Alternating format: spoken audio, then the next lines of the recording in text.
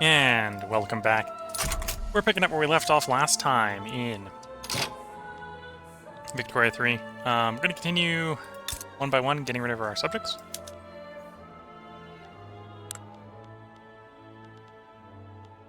So here's another one. Oh, so this one we can't do right now. Because I don't want to go over 200, or I don't want to go over 100 infamy. This one's going to cost 22.2 infamy, so it's been saved from the job block by its infamy cost. What about you? You're not saved. You're next.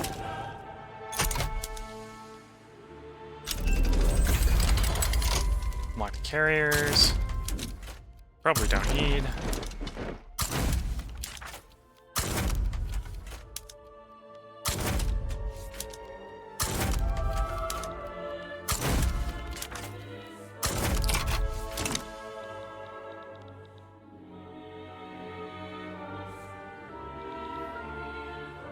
Billion population, and just bouncing around a billion GDP, or 4 billion GDP.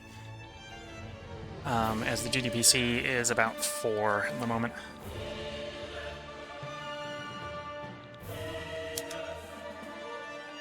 We do have Solidarity active on the trade union, so if we can keep that up, we'll be getting 10% workforce union, or workforce ratio. Which, of course, that will actually make the unemployment worse.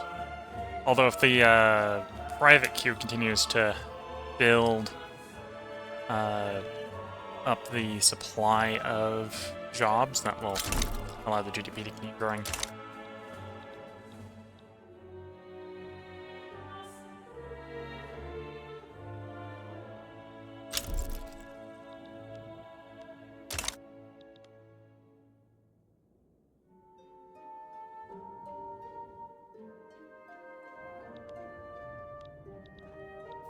And then other subjects, we're down to 6. Ecuador, Khmer Empire. These two are probably going to hang around for quite a while. They're going to be a bit expensive to take. Lafang, Kara is the one we're attacking. Murumar is maybe the next one we'll attack. That's that one. And then Pontiac. So we got 2 on the island here, 1 here, 1 we're attacking here, that one, and the one over in South America.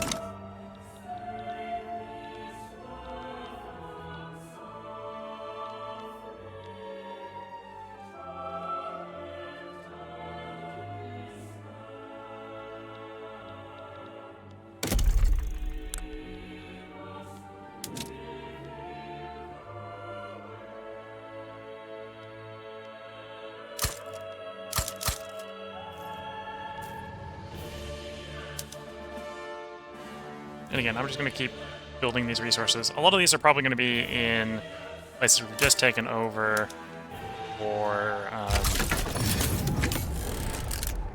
so the Lefang ones are probably just going to de-level over time.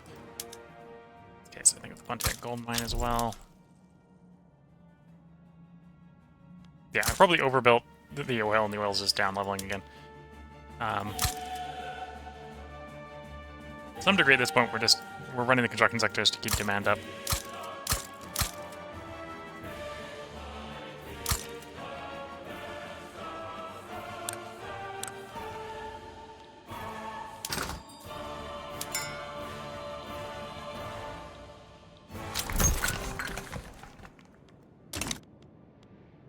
New party form, the Blue Shirt Society. Okay. I got a lot of momentum. But not enough to actually win the election.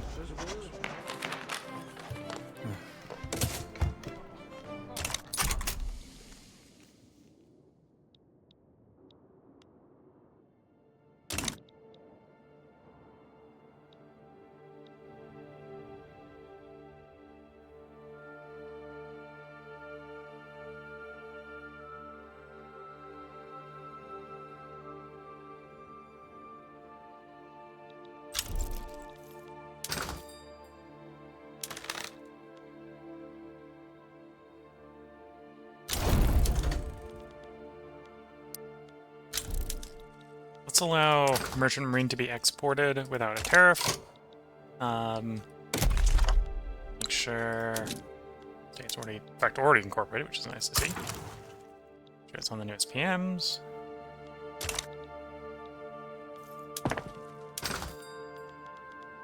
Make sure we have adequate power. Put a couple in the queue for that one, just to make sure that fixes itself quicker.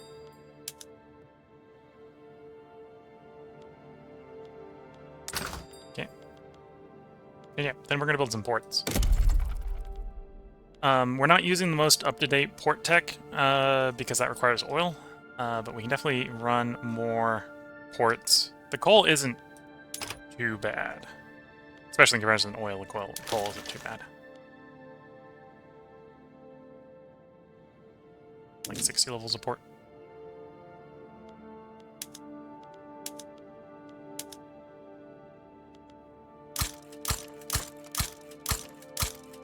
So, another 60 levels of port. And again, that'll build real fast. Yeah, otherwise, we're sort of building whatever is needed. We're kind of at the point in our market where our market doesn't need more of stuff it can supply locally. So it comes down to importing and exporting stuff. Well, I suppose I could go around building the power block statues. Let's go and just do that. This will provide a bunch of prestige.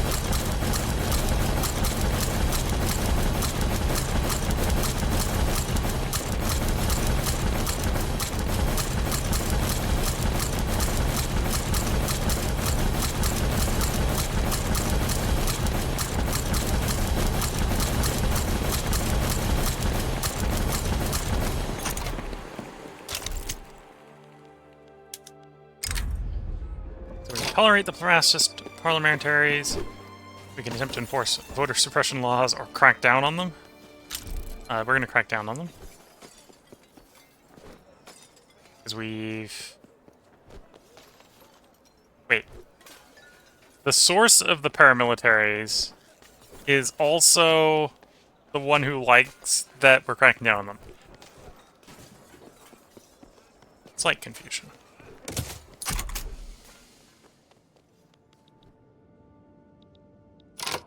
Okay, let's figure out what the cost is going to be to annex you, our remaining subjects. So we'd like to do you, we could probably do you, okay. Probably do you. Can't do you. Could probably do you. Okay, so 3 of the 5 remaining subjects are plausible. Work with the one we got the land connection to first.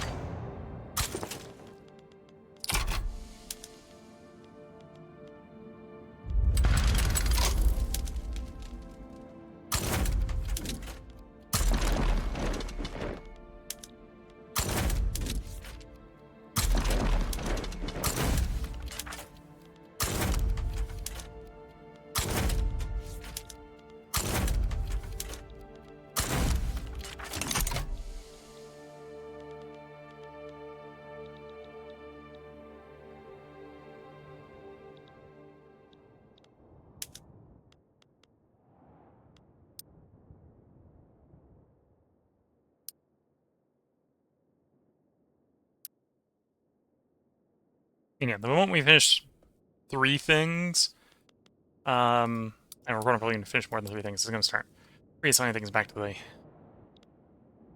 private queue.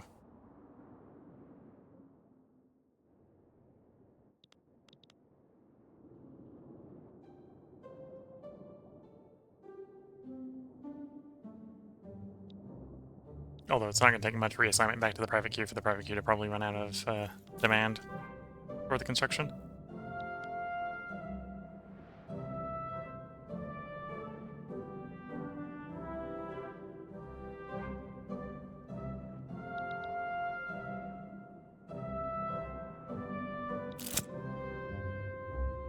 Yeah, unemployment is definitely falling.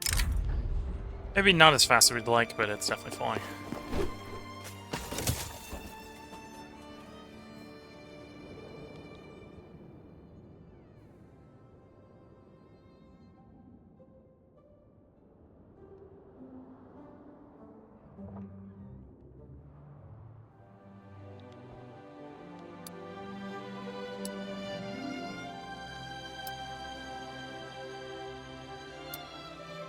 Oh, I have 3 buildings that are glitched and aren't building that, so what's going on? I'm wondering why is there 3 in the queue? There's 3 buildings that aren't going to complete properly.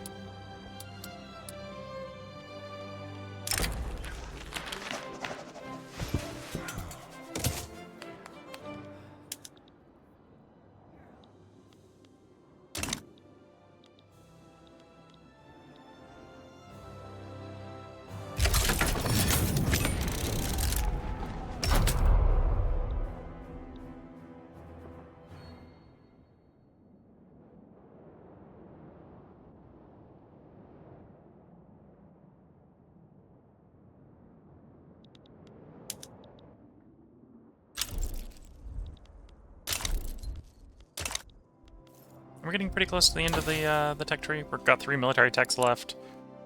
We really don't need these labor-saving ones. We probably do the automated bakery, but we don't really need it.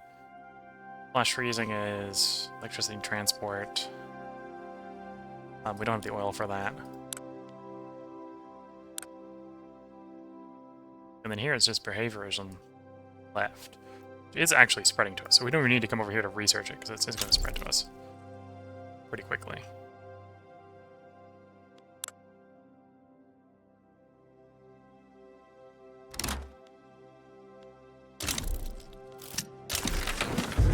Oh, here comes the Brazilian flu.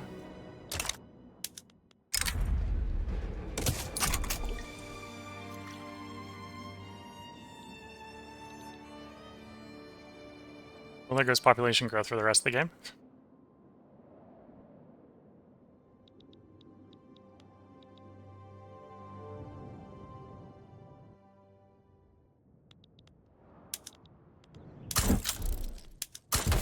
Because as much as it seems right to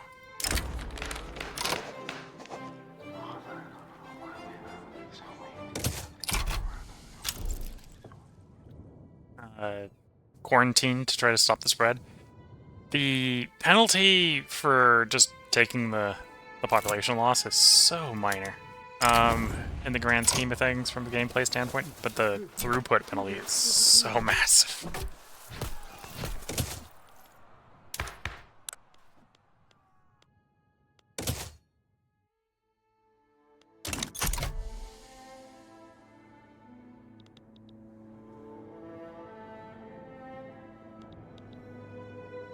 Okay, the war's going to end shortly.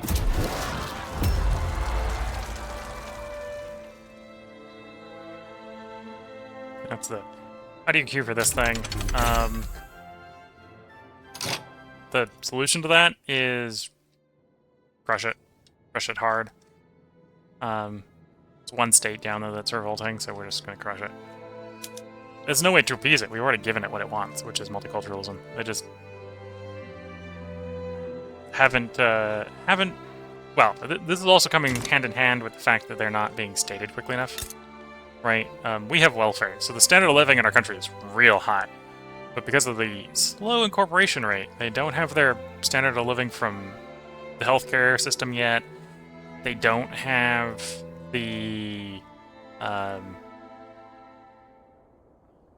welfare payments yet, so they're rebelling over the fact that we're not fixing the problem quickly enough. And as a player, there's no way to modify that lever, so we're just going to have to crush them with military force, and that's just it. That's just it.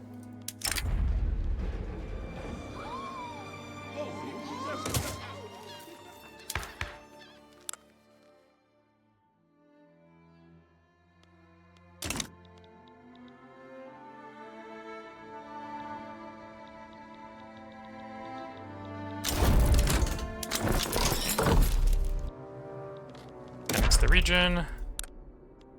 Incorporating the state. Set the PMs to be the modern ones.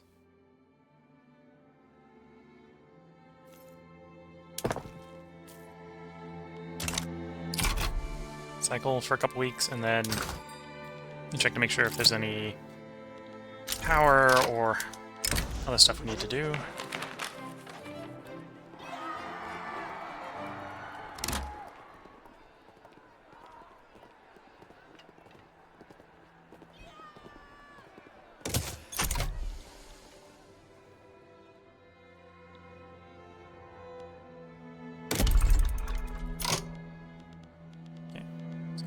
see if there's any power requirements. And there is, although it's not massive. So we'll queue that up. And then rail.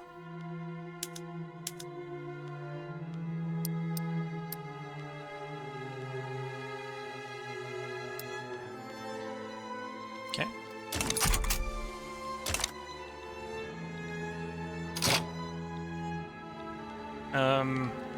So yes, these two we can attack as well. Do we do La Fang first?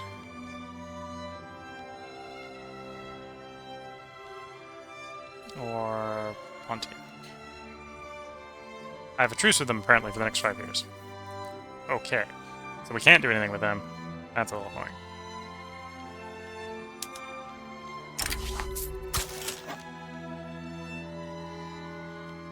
So it's La Fang then.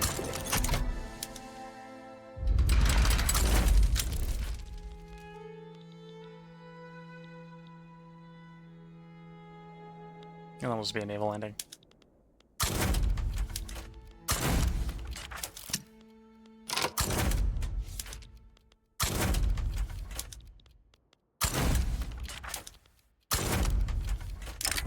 The plague spreads. So we now have the journal entry. Do I not even have the... I might not have enough... Oh, there's the kinetic response. So I now can choose how we respond to it, or we can just ignore it, which is what we're going to do.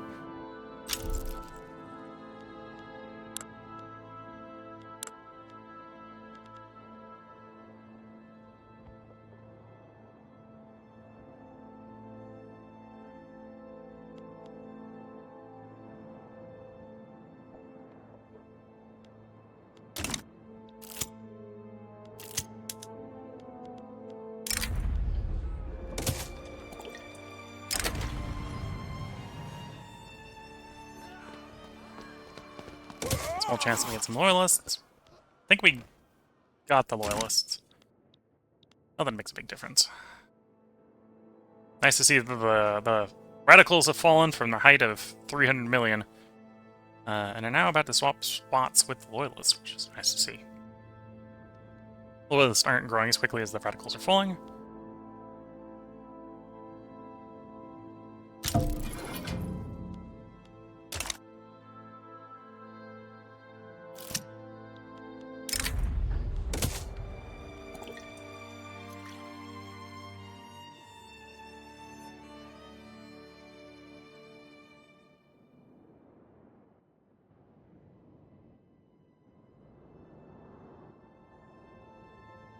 Once this war starts, we're going to start a naval invasion, land La Fang.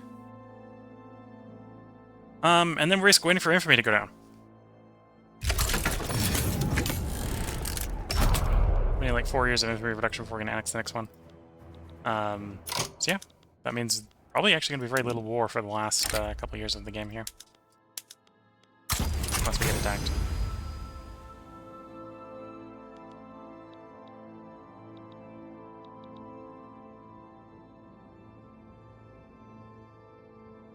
Again, it's not impossible for you to do world conquest. Maybe not easy to do as China, but it is possible in this game to do world conquest. It's just, unless you're willing to play in a state where you're basically constantly at risk of cut down to size wars, you very rapidly hit 100 infamy like I have, or about to hit 100 infamy like I do here.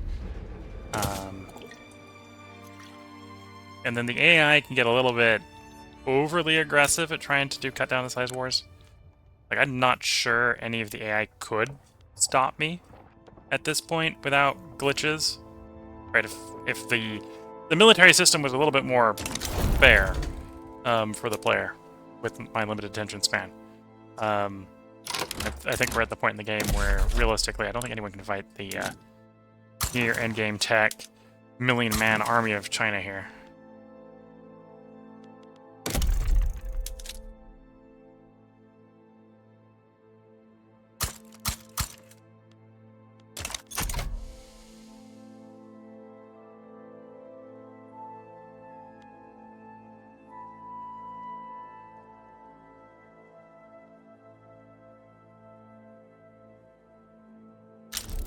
power plants. Paying it all to power plants. So yeah, I wouldn't be surprised if the power plants are eating the GDP. Same thing in the railway. Well, the railways probably are eating a lot less. But the power plant's probably just eating it.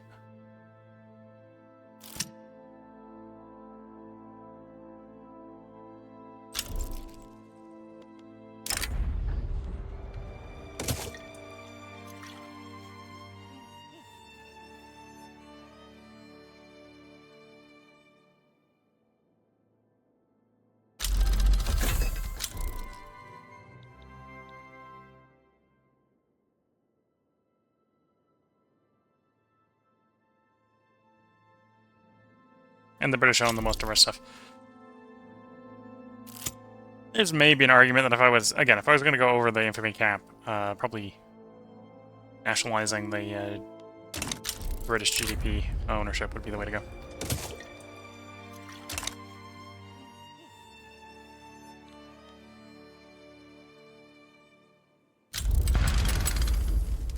There we go.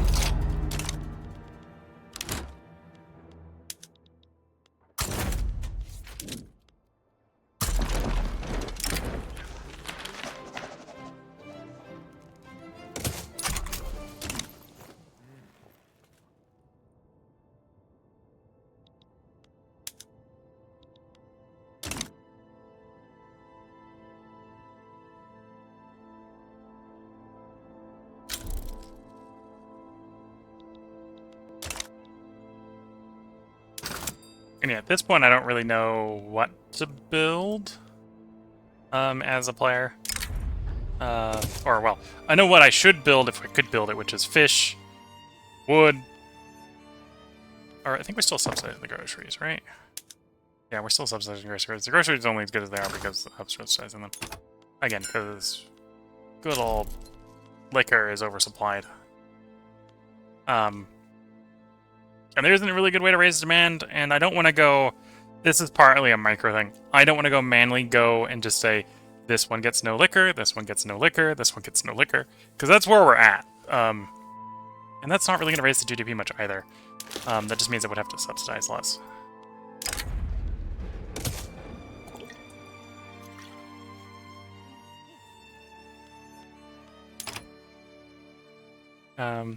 If I've got more rubber, the answer to that is no.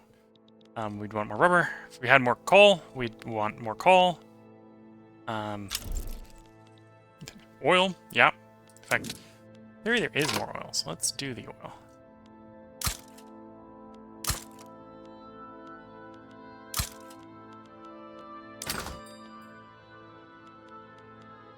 There's more lead. Although that's in foreign territory, so it only exists because of not being worked. This is more iron, although this is probably foreign iron. Yeah, West Karelia. Korlupi. Okay. Yeah, I'm at the weird point where it's like China literally doesn't have enough goods to make its industries work.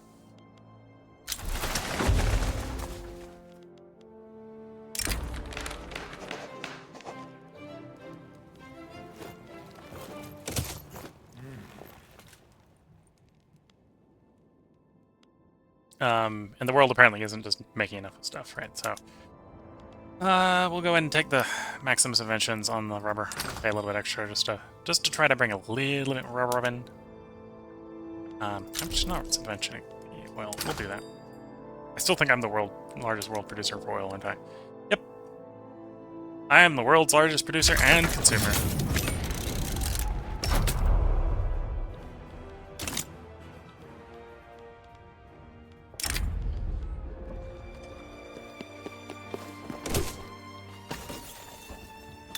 So I control Baku, and Baku's known in-game for having lots of oil. Have I got lucky and got any oil? Nope. Not at all.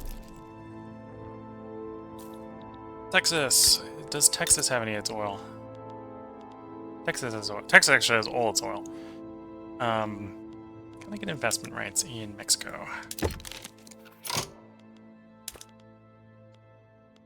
No. Very much no.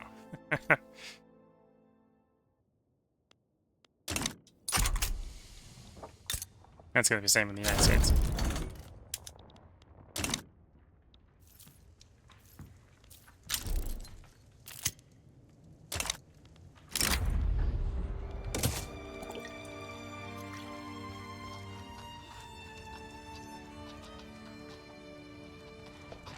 Yeah, as some people might say at this point in the game, I think we have, to the degree that we can, won the game.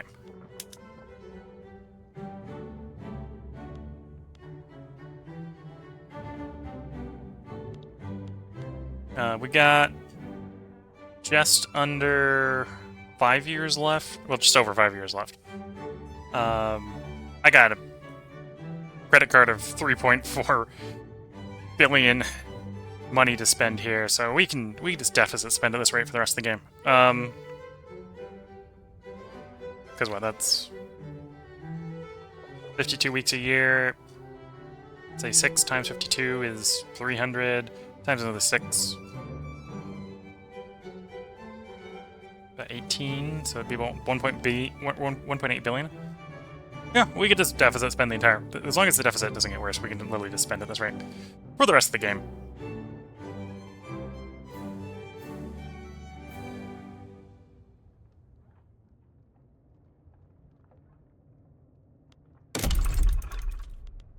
There isn't much I need to do. We did take over a couple more territories, so we'll put a couple more power block statues out. And then I suppose I should collect all the taxes.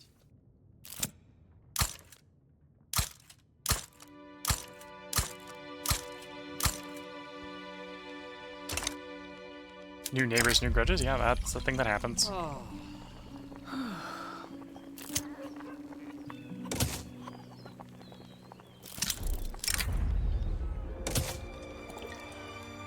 The game is asking when will the plague egg end, and the answer is probably with the end of the game at this rate.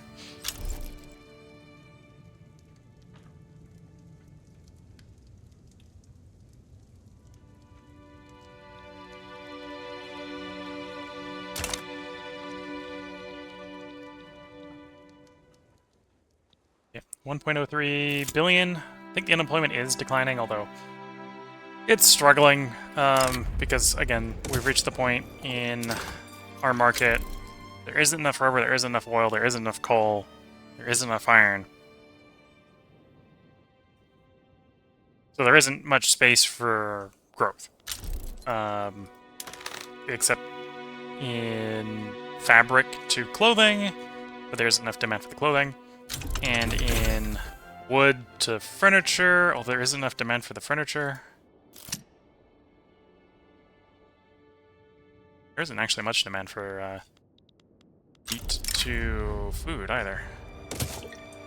Like, there's demand for food, but it's the wheat supply is at this point pretty much maxed as well, so.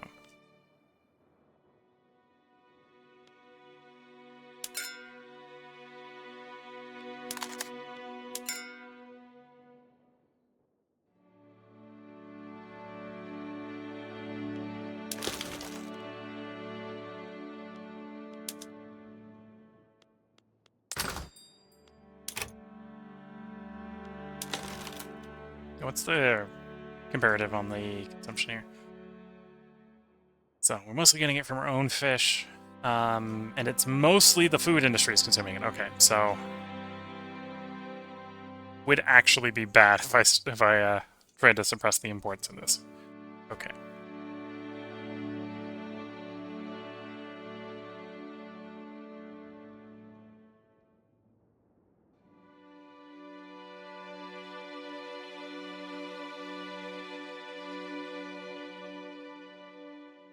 Price of meat.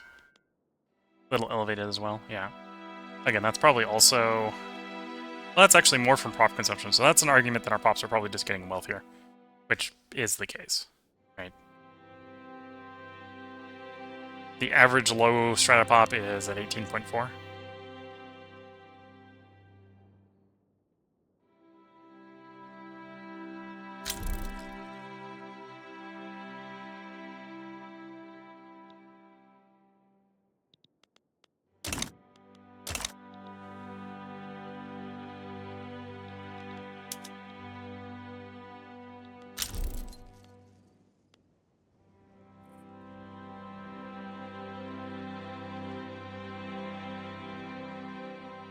by some definitions, we have arrived at the point where we've won the game. We're just trying to watch out the rest of the simulation here. Because there really isn't... Unless... Well, in this game, there isn't going to be anything more really to do. Could definitely do with more resources, or at least more willingness for the AI to develop their resources and sell it on the world market. I think there is enough rubber in the world to meet the rubber desires for most nations. If it gets developed. I'm having a little bit of a problem with it not being developed. Same sort of logic with oil. I think there probably is enough oil, but it's people not developing, and then there's people like me just getting bad RNG, and no oil in Baku. I know Baku is supposed to, I believe, have a 100-sized deposit of oil. So there's 100 oil wells that we just can't develop because they haven't rolled. They have not rolled.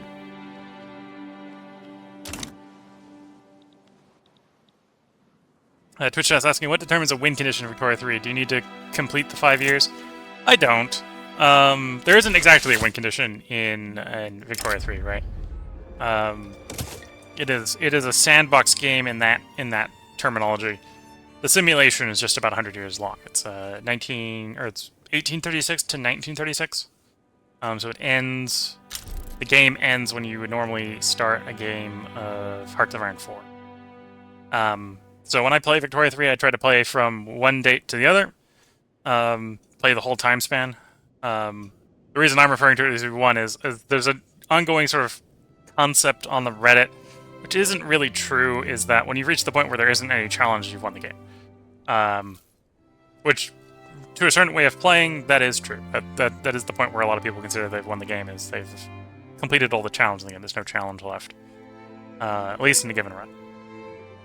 And there is challenge here, right? But a lot of the challenge is janky UI in the military stuff, right? I think our million-man army would not struggle with Russia's... Well, historically it hasn't struggled with Russia's 700,000 large army. It probably wouldn't struggle too much with the British one, which is about 700,000, 800,000 large. I think those are the largest armies in the world that aren't ours.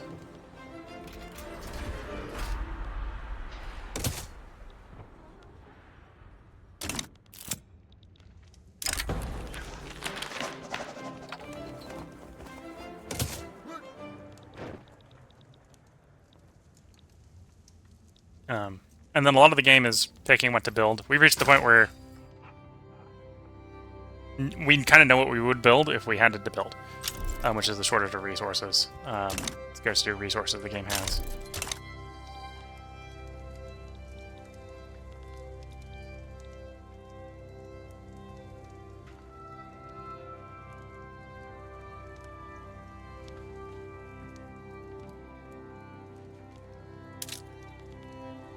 You can see we're at 4.3 billion GDP. That's more than the next 3 nations combined. We got like almost 4 times the prestige of the next closest nation. And in fact, we probably have so much prestige, we're starting to dictate what being a great power is, probably. Yeah, you need 18.4 or 1840. Prestige to be considered a great power. So the Ottoman Empire is actually on the process here of stopping being great power. They won't be if they sit here too long. Oh, the drop is 1650. Okay, so the drop and the jump are not quite the same number, but yeah. They won't necessarily stay great power for very much longer if we can continue to raise the GDP, or the prestige and the GDP and such.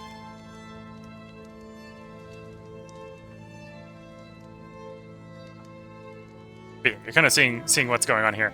I've done successfully enough that we're up to 1 billion population.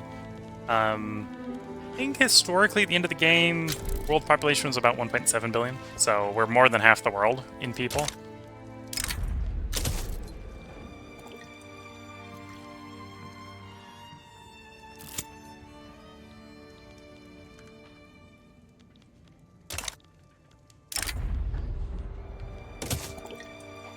Twitch chat saying there's no game over, or you've won stream. Yeah, there's basically no...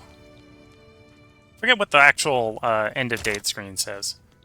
There isn't a, well, I think there is a game over screen. If you lose, and you can lose in this game, which is why some people consider winning to actually reach the end date versus defeating all the challenge in the game. Because you can lose in the game, which is like if your whole country gets annexed or whatever, you lose. If you know what you're doing, that's reasonably easy to avoid with big nations like China. Although, as you can probably see with Japan's almost been annexed. Japan is a fairly large nation. Japan's down to one state. So even some of the fairly large states can have their borders pretty heavily changed.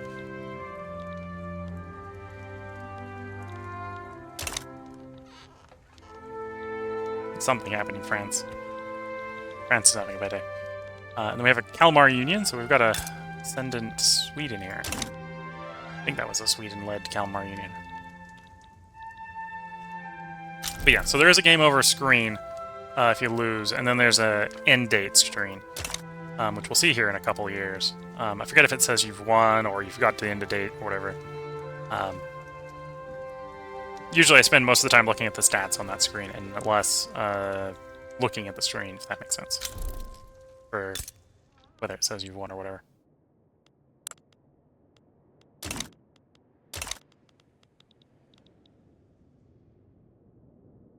Yeah, the private queue is slowly finding things to raise the GDP. Average GDP. 4.4. Now with 4.16 GDP per capita. I'm not sure if unemployment is declining. I think employment's growing. Right, so it might be a situation of we've got solidarity on here, which gives plus 10% workforce ratio, so we might just be employing people as quickly as they're entering the workforce.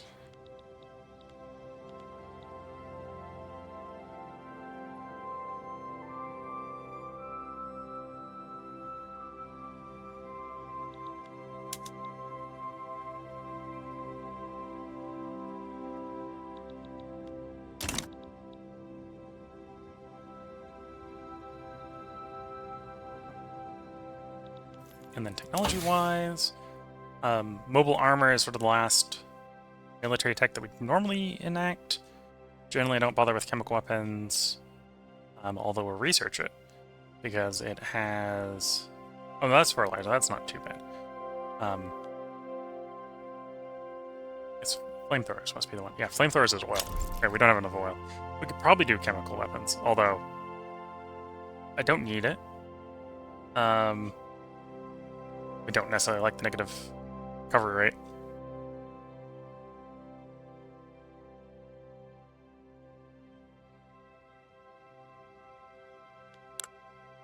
Oh, everything in the society tree's been researched. I think flash freezing is spreading to us, yeah.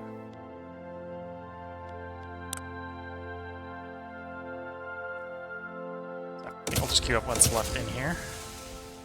Tech tree.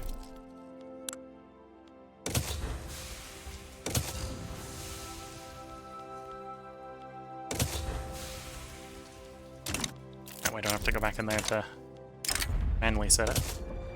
And the plague is spreading. Well, it's not the plague, the historical Spanish flu game event here is spreading. And you have options on what you can do to it. I suppose I can bring up the event. So you've got the pandemic response choice here, which is we could do a lockdown, which for the rest of the game, and it'll probably be for the rest of the game, minus 50% throughput, which is terrible. You can do loose lockdown, which is also pretty terrible. Or you can just leave it on the default, which is what we've been doing. Which, in theory, means more people die, but if you've got adequate healthcare, it's not that bad.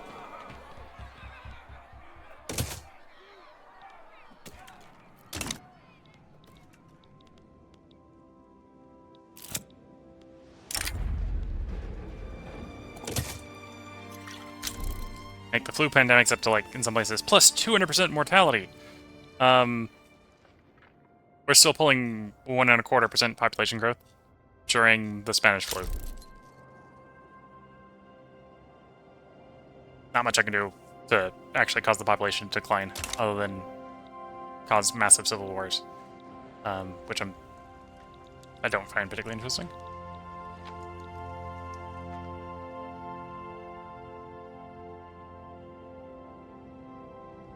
If anything, unemployment's getting worse because we're having more people join the workforce. Due to solidarity.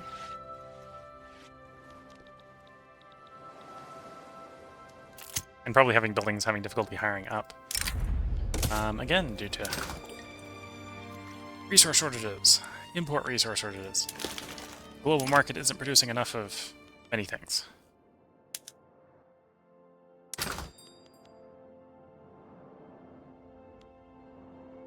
Although I don't know what the global GDP was in the 1430s or the 1930s. I wouldn't be surprised if it was not in the billions. What would be 4.4 billion pounds sterling.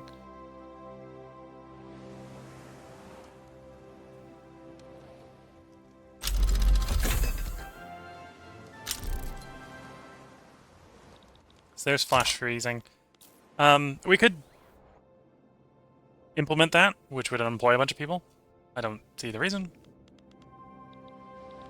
If anything, one thing I could try to do to improve a bunch of the economy would actually be to remove some of that, although that would just be lowering... could remove the stuff that's lowering the coal demand. Well, that would lower the tools as well. So, trade-offs. If the game ran a little bit better, it was a little more interesting at this point, you could do a little bit more microing. Right now we're running basically all the labor-saving PMs everywhere at the rotary valve level. Now, which you can see consumes tools and coal. There's an argument that you would probably go around state by state in places where you have unemployed, you'd turn this off to hire up the unemployed. In places where you don't have unemployed, you'd make sure to leave it on.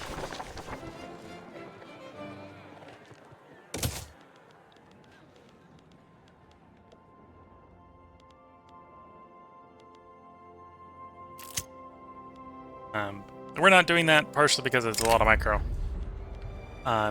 It's not very rewarding gameplay. I'm already kind of doing that. See, we've got some PMs that aren't set right. Already kind of doing that with lumber.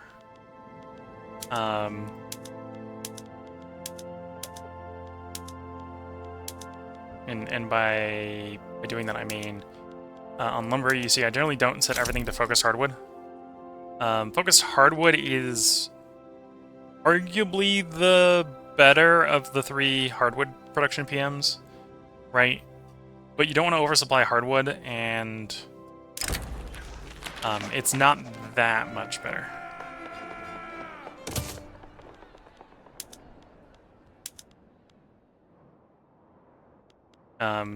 And that's the sort of thing, if you're trying to really min-max your GDP, that's what you have to do. And it gets a little tedious near the end. Especially in a nation as large as China. Or, in our case, the Persian, Iraqi, Chinese supernation that we've got going here. This supernation would be real tedious. Like, if you hang around and watch the...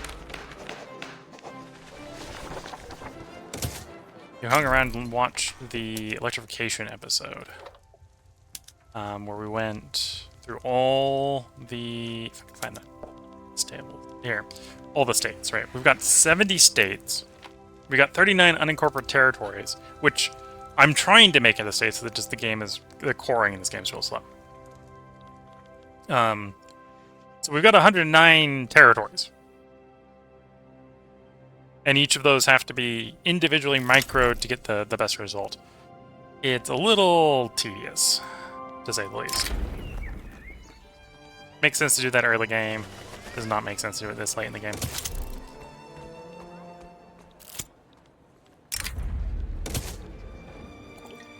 And then you can see we got 2,169 buildings. So optimizing the PMs on 2,169 buildings can, again, be a little tedious in game. Which is why a lot of people at this point in the game would say, nope, you've won the game.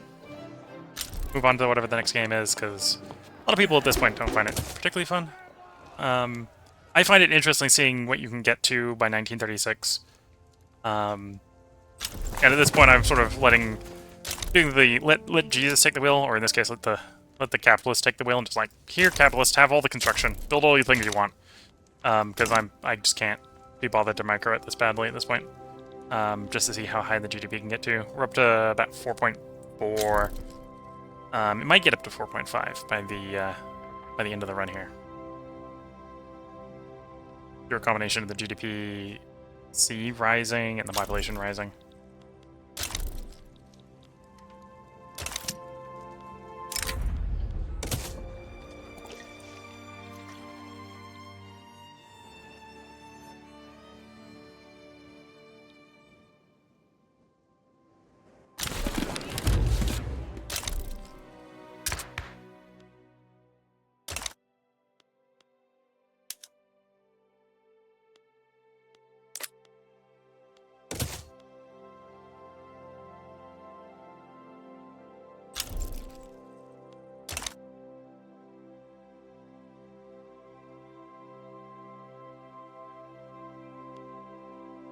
Oh, our communists stopped being communist. Okay.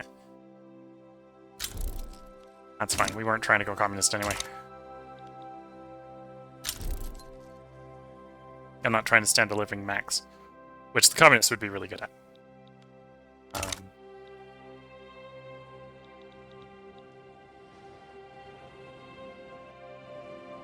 So as the infamy has gone down enough, I could go ahead and annex the next subject. Yeah.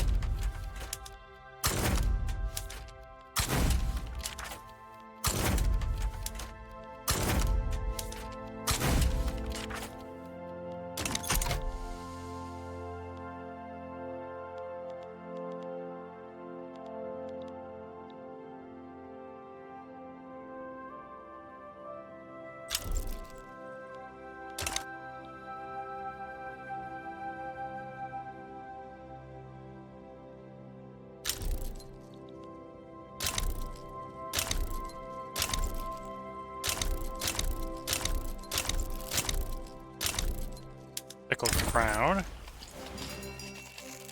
Let's have them leave the Chinese-British Society.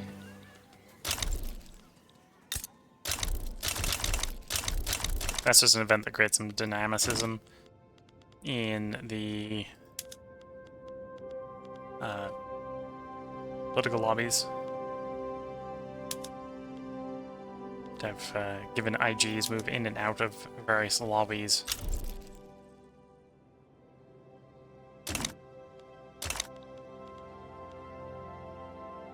Problem I find with the lobbies is their restorative effects. They tend to trend toward neutral. So you either don't care about them because they're spending way too much time in neutral, or they're getting in the way, or they aren't helping because you don't care, right? Like if you're like, oh, I want to be friendly with a nation, like we have the Chinese-British Society, which that's what that's for. Well, there's only so long you can make them happy. Because they're the lobby that wants you to be happy with them, do friendly stuff, and once you run out of friendly stuff to do, then there's nothing to do, and then they'll trend back to neutral, and then you don't care about them anymore because they don't do anything. There's nothing you can do to appease them because you've appeased them. The anti-lobbies are a little bit easier to appease because you can always continue to do mean things to a nation until the nation stops existing. Of course, then you tend to get those against the nations you don't want to do mean things against, because sometimes the RNG doesn't like you.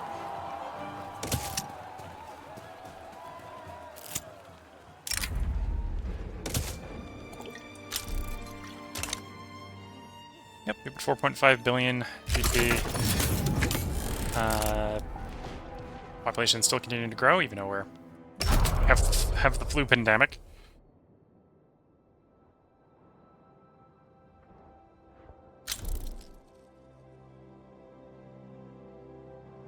Oh, this was the other reason that a lot of people say they've won the game, is the game can be, as you can see, a bit laggy near the end. The more buildings you have, the more the game gets a bit laggy. There's a couple different ways to describe why the game gets laggy. People say it's about the number of pops, which gets a little confusing when it's not population that they're talking about when they say number of pops. It's the number of subdivisions in the pops. Because that's actually what a pop is referred to in the game, not actually people, but the people, the packets of people, if that makes sense, right? So the engineer here, these engineers, all 1.5k of them are all one pop, and then all these shopkeepers are all one pop. So each building has 2 to 4 pops in them that has to be calculated. So when you get up to like 2,000 buildings, you got lots of pops. And in particular, these can get pretty... How's the best way to describe it? They can get pretty resource demanding when the game is competing between buildings for workers. So we got an arts academy here that presumably is competing for workers, although it might not be because wages. Although no, this one is competing a little bit for workers. But when you get all that calculation rate, so it's got to figure out every week. Oh, should I be trying to hire more workers, or should I be trying to raise the wage, or should I be firing workers so other buildings can hire? And that's a bit resource intensive, and that gets more and more complicated as the game goes for the computer to handle. So the game can get a bit laggy, especially on older rigs as you get into late game. We could do that. I'm not gonna do that. I don't need to unemploy people. Again, that would be a micro thing. It's saying that would cause tool prices to go up that a lot. I think it's lying. I think it's not doing the math right. Because it's trying to speedrun the math there to make the tool tip fast.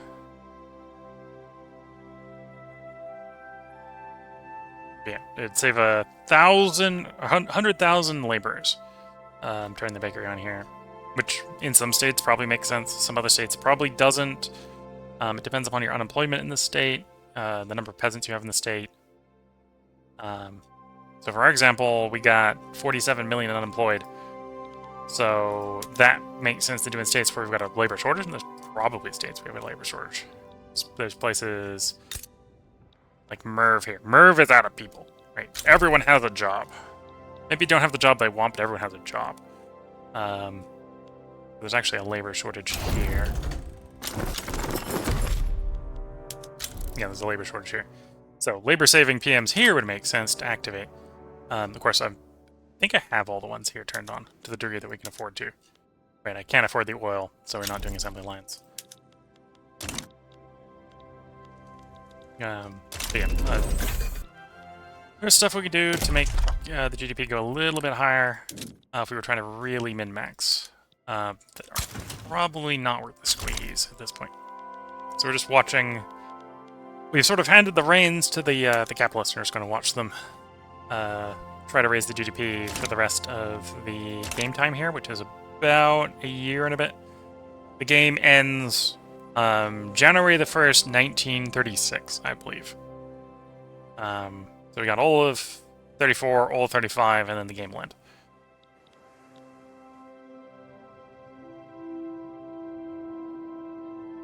We're getting more and more reliably in the 4.5s as far as GDP goes.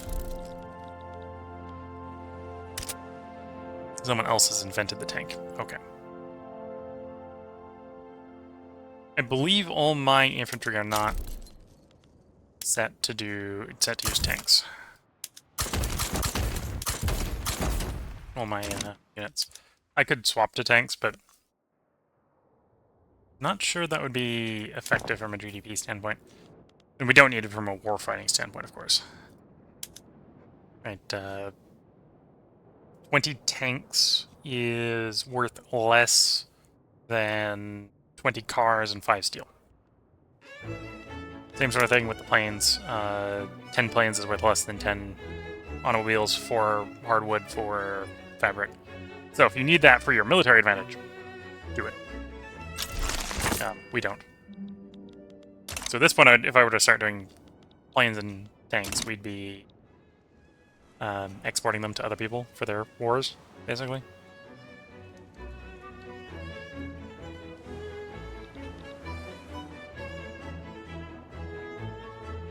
Ah yes, the fluctuation in GDP.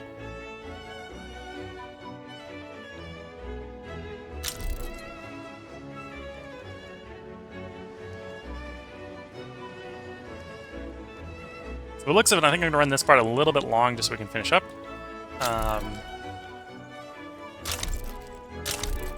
Because otherwise the next part's going to mostly end up just being the outro and the overview of the stats. Because we're coming up in 55 minutes here. And at this point I think I'm just going to be leaving it unpaused. I'm going to try not to micro it too much, because I don't think there's much value in me microing it. Are there any power shortages? No. I think I've stopped messing with that, so it's actually stabilized. Same thing with transport.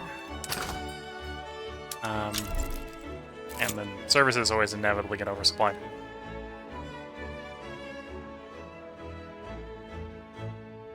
Because the availability of services is based on the amount you built up a state. Because the main source of services in a state comes from the urban center. And usually it's worth turning in the higher PMs, which makes them more efficient from a labor perspective of turning workers into service. So, yeah, the urban centers aren't hiring up because they don't need to. We don't need the services. We don't need the transport. So effectively these then turn into labor-saving PMs.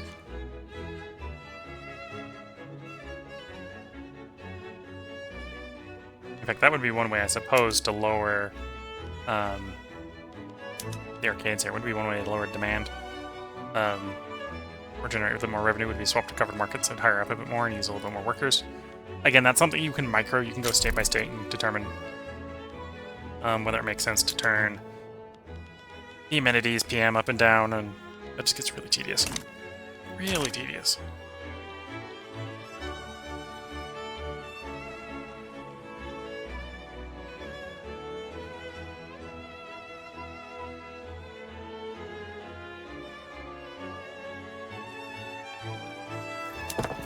Should also be making sure, should be privatizing everything. Apparently I own stuff that I'm not privatizing. This is probably stuff we nationalized conquering someone.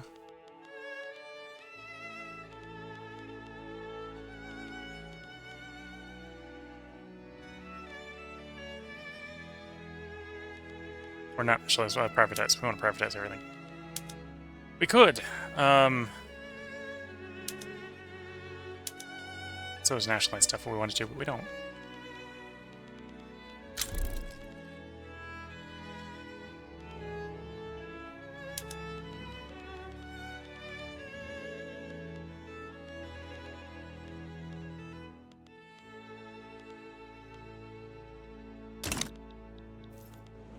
So we can check, as we're letting the gameplay out, we can go take a look at some of our companies. We got our paper consortium, which is our original OG company making paper, making 4.28 million weekly company profit.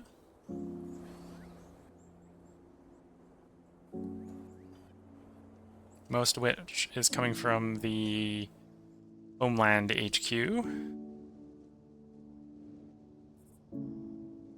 And it has 5,626 building levels in paper, trade, and lumber.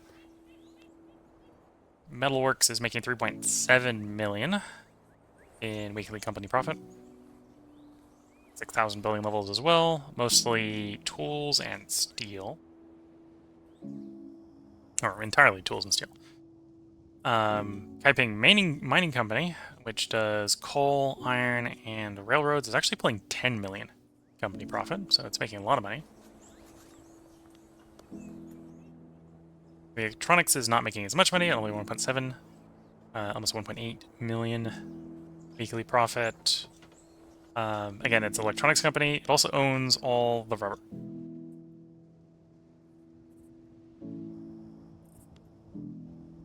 And then our motor industry here is making almost 4 million weekly profit. Depends on the week. And then it owns 8,000 building levels in China alone. Again, mostly motor and automotive. These are our companies.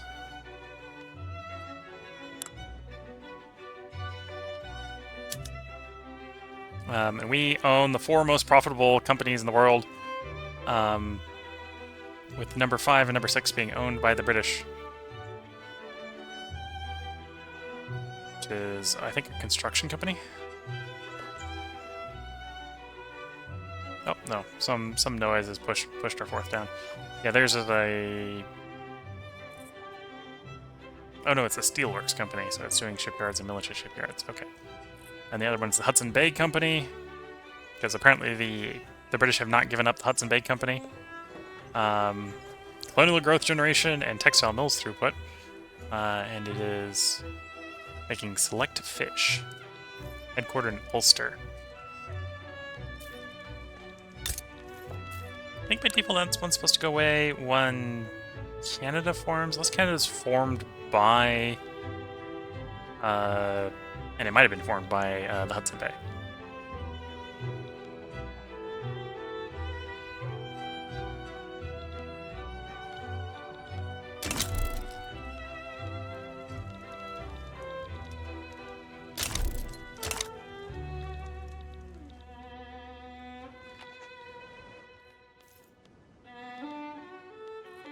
Let's take a look at some things like our society. So we have, or actually, let's look at our laws first.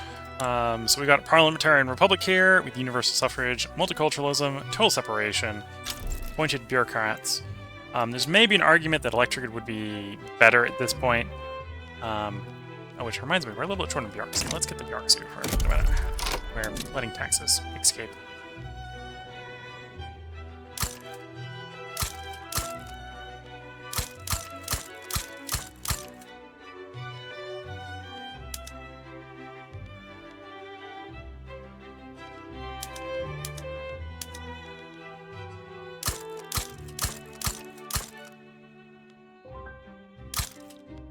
Okay, that should be enough to fix that. Society. We have our laws, right? And then we got interventionalism. We never actually got swapped off of interventionalism. In the long run, I would have probably preferred to go to laissez-faire. But because we were doing interventionalism to not have the British own our entire economy, the British own a lot of our economy, to be fair. The British own 12% of the economy. Because we went interventionalism to not have the British own the majority of our economy, I never had, and I wasn't privatizing it until we got that agreement, right? Never had enough capitalists to do a good swap to laissez-faire. So we never did that swap. So we've been on interventionalism since we swapped to that. Protectionism, there's maybe a debate whether you should go protectionism or free trade. Both of them work. We're on proportional taxes, which is probably usually what you want to be on. There's maybe an argument late game like this that you swap over to graduated for more tax revenue. Although that's if you need the tax revenue.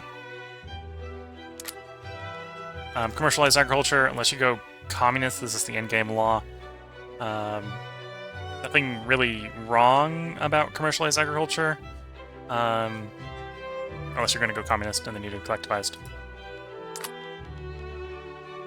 Colonial resettlement. If you don't want to do exploitation, resettlement's the way to go. There's maybe an argument at the end that you want to swap back to no colonial affairs because of the plus acceptance from homeland. Although it can be a bit hard to do, right? No one really wants to go to none, as you can see here. Dedicated public, private, or public health and school. We are on protected speech with guaranteed liberties. We're on regulatory bodies. I think worker protections... Doesn't worker protections add...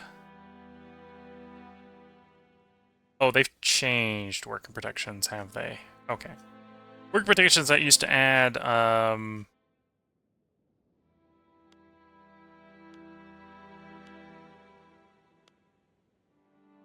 minimum wage modifiers as well.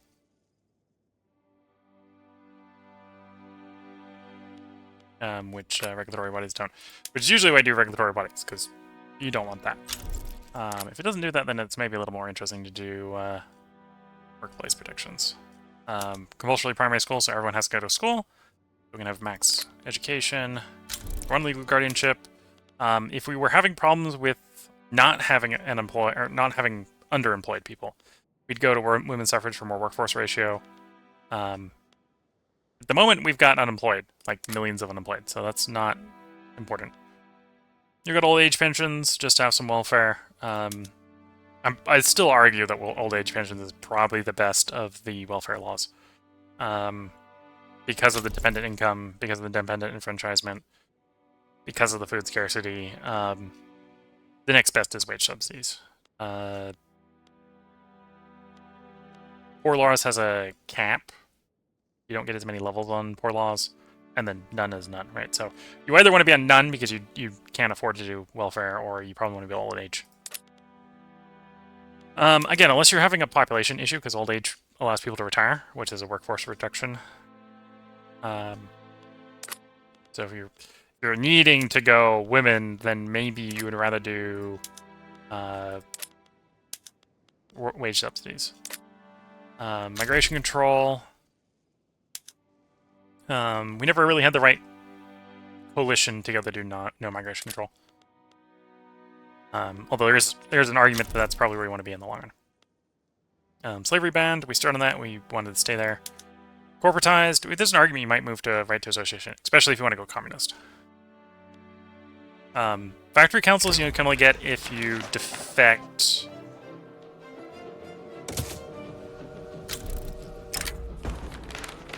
to the revolutionary side in a conflict.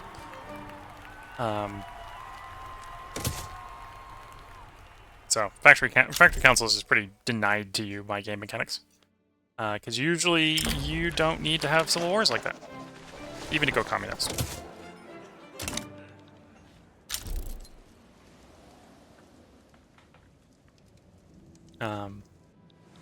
So that's the state of our laws.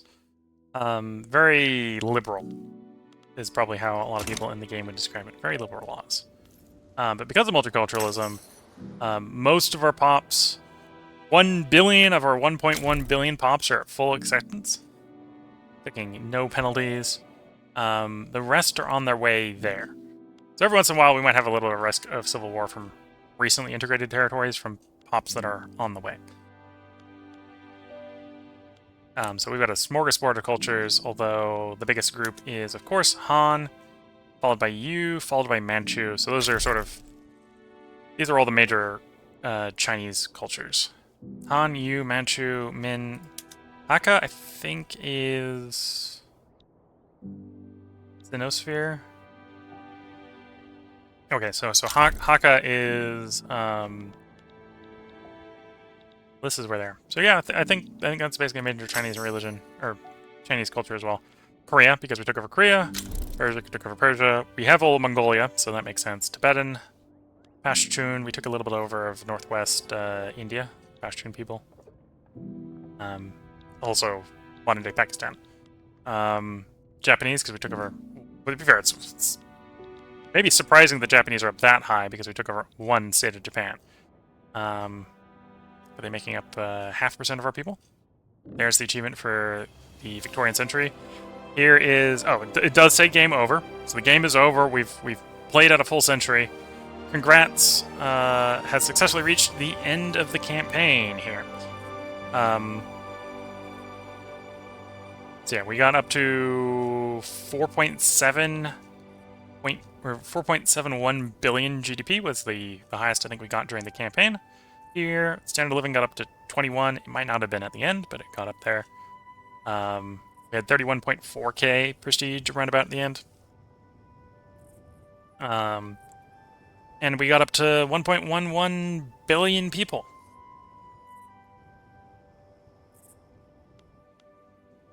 And a lot of these stats we're going to see a little bit better in-game. We had about 12,690 arable land, most of which was probably developed at the end into something. Maybe not into the right thing, let's be fair. The AI, the capitalists have very differing opinions on what should be developed for farmland than probably what should be developed for farmland, if you were to micro it yourself. So we're going to hit continue play here, so we can basically load back into the country. I don't think anything actually stops you from playing past this point, but this is basically what the game has said. Good job, you finished the mission. Says game over. The game is over. Again, I don't think anything actually stops us from continuing here, so we'll put a quick save in here. Don't save to the cloud game. This is stream save 4.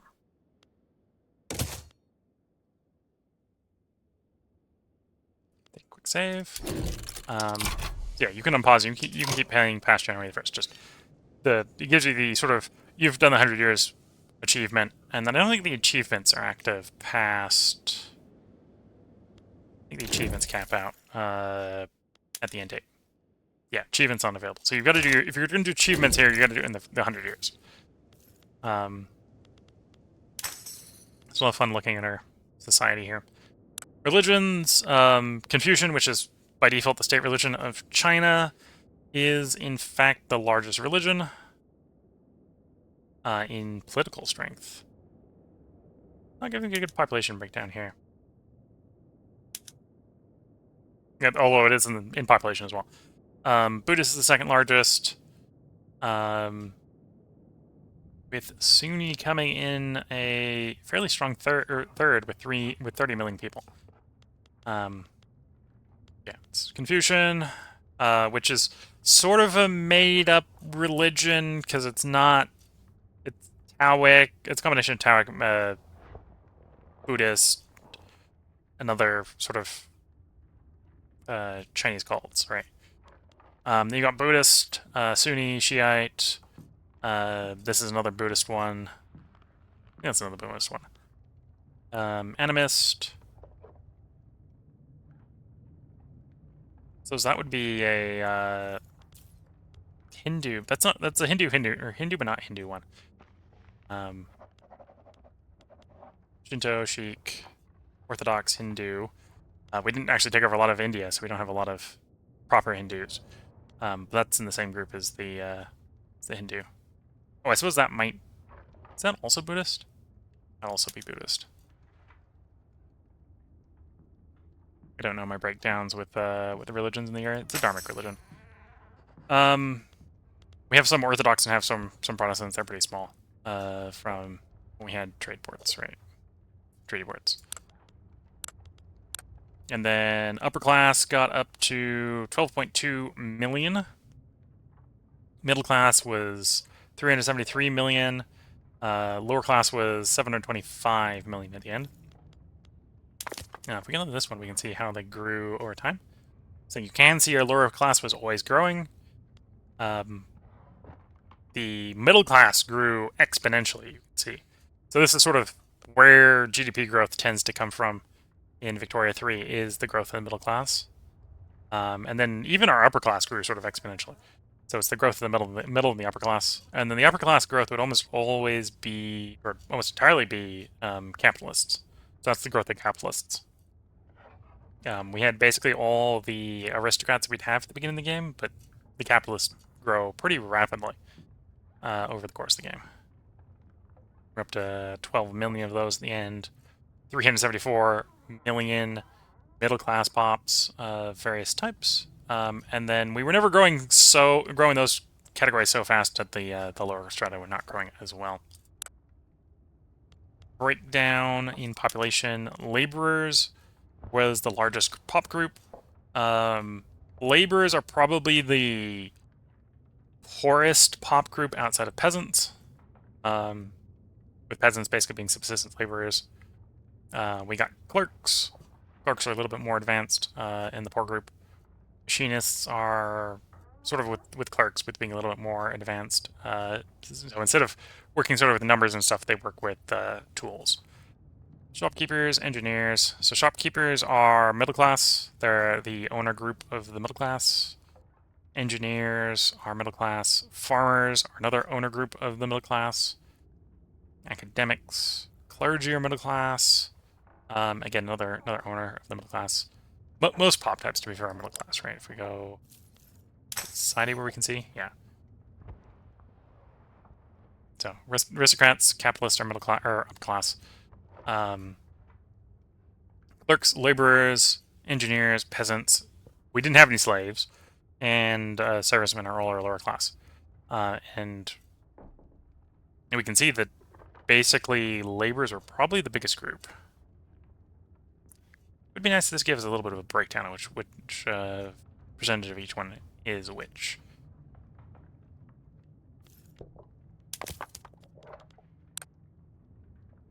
And then political support, you can see wealthier pops have more political strength because of their ability to spend money to give themselves more political strength. So the capitalists are the strongest group, making it for them being fairly small in number. They have a lot of power.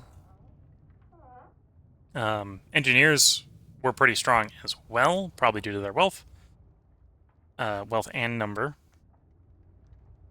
Shopkeepers are probably overrepresented because, again, they're an owner class. So they are wealthier than they would initially seem based on their base wage. Culture, again, we were basically multiculturalism. So pops would not usually be biased strength-wise by their culture. Although pops that were accepted earlier would probably be overrepresented in the owner class. So we can see Han, Yu, Manchu, which have all been accepted early game pops. Min are overrepresented in political strength versus Korean, which is a little underrepresented because we conquered Korea fairly close into the game. And then religion. Again, we were... China starts on freedom of conscience, so it basically only discriminates against pops not of your religious group. So for most of China, that doesn't discriminate, with the exception of like the Protestants and whatever, which would have been discriminated against near the end, or until we fix that. But we did end up fixing that in the end, so political strength of all the groups is going to be pretty stable there. And yeah, we weren't at the all-time high of our GDP. We were actually at 4.59 billion. All-time high was about 4.71 billion. Although we were at the all-time high of population and of standard of living. And pretty much the same with education, with 88.6% with literate. Loyalists were higher than radicals at the end, which is good to see. For quite a while there, we were struggling with radicals, although we had basically got that under control, which is actually somewhat surprising. I was not expecting that. So I think that's the effect of welfare, right? Welfare was the big thing. We were struggling to keep specifically the lower class above their minimum expected, probably due to the unemployment, right? So by providing minimum standard of living to the unemployed, we sent the standard of living of the unemployed into a reasonable standpoint, and that very rapidly allowed for rising standards of happiness among the poor, the chronically poor. So that's the run. We had a little bit of a long part here. This stream has gone on long enough. I don't think it's a good place to do a game swap. So we are probably going to go ahead and end the stream a little bit early. This is where we're going to bring Victoria 3 to a close, obviously, as we've just finished this run out. If there's any stats in here that I've missed and you would like to see, whether you're watching now on Twitch or watching later on YouTube or later on the Twitch VOD. Feel free to leave me a comment telling me to go what you want to go see, and I can go look at it. All of these stats are useful stats to know exist and know where to go looking for them if you're interested in them, like if there's a famine or whatever going on. But most of the time, if you're sort of playing the game vaguely meta, you can just ignore. So you see, I don't tend to come into these ones unless I'm talking about something like the interest rate. Anyhow, obviously, if we were to play the game indefinitely, this level of deficit spending is not sustainable. But the game is over. Who cares that we've run up a 3.2 billion credit rating on or credit on the country? We don't have to deal with this. And I don't think this would even be that hard to do, right? We'd lower the subventions, or raise the taxes. Or you can basically clear it with just raising the taxes, yeah. So it wouldn't be that hard to fix if you wanted to fix it, but it's the end of the game. I don't need to fix it. So yeah, if you're watching on YouTube, there won't be another part up tomorrow. Although if you're watching on YouTube, you can expect there to be a Terra Invicta episode up tomorrow. During the next stream, so 4 days from now, we'll go ahead and stream Terra Invicta. We'll make that a 5-part stream so that we've got a part up tomorrow. So I'll have a little bit less slop spacing between when I have to record it and get it uploaded by. As far as the schedule goes, tomorrow will be Darkest Dungeon. Same sort of thing is going on with Darkest Dungeon. We're going to record a 5-parter tomorrow, so it's going to be a long stream tomorrow.